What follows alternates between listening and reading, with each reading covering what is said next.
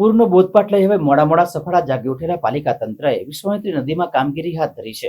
વડોદરાની વિશ્વામિત્રી નદીમાં પૂર આવ્યા બાદ તંત્ર જાગ્યું હતું. ઉત્તરાયણ બાદ પ્રથમ તબક્કામાં વિશ્વામિત્રી નદીમાં 50 કરોડના ખર્ચે કામગીરી થશે. વિશ્વામિત્રી નદીમાં રહેલા ઝાડી ઝાખરાને કાંપ દૂર કરાશે. 100 દિવસમાં કામગીરી પૂર્ણ કરાશે. નદીમાં રહેલ કાંપ અને ઝાડી ઝાખરા કાઢવા માટે 40 પોલેન્ડ, 75 થી વધુ જીસીબી, 250 થી વધુ હાઈવા મશીનરીનો ઉપયોગ થશે. નદીમાં રહેલ શેડ્યુલ વનના પ્રાણી કાચબા અને મગર માટે સલામતીને અગ્રિમતા અપાશે. જરૂર પડે તો કમાટીબાગ જૂ અને આજવા સરોવર ખાતે 150 જેટલા મગર અને કાચબા રાખવાની વ્યવસ્થા ગોઠવાશે. અંદાજે 15 લાખ ક્યુબિક મીટર કાંપ અને કચરો નદીમાંથી બહાર કઢાશે. કચરા અને કાંપના નિકાલ માટેની પણ કોર્પોરેશન દ્વારા જગ્યાઓ નક્કી કરાઈ છે.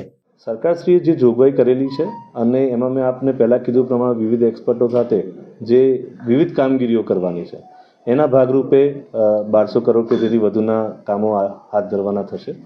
આ વિશ્વામિત્રીની કામગીરી છે. આ પ્રોજેક્ટના આ જે પ્રોજેક્ટ છે તે વિવિધ કામગીરી પૈકીનો એક પ્રોજેક્ટ છે. અંદાજિત 15 લાખ ક્યુબિક મીટરની આસપાસની કાંપ ડેબ્રિસને દૂર કરવાના છે, ઝાડી ઝાંખરા દૂર કરવાના છે. માટી જે છે એને ઇન્ટરમીડિયેટ અને એન્ડ લોકેશન નક્કી કરવામાં આવેલા છે, ત્યાં આગળ એને રાખવામાં આવશે.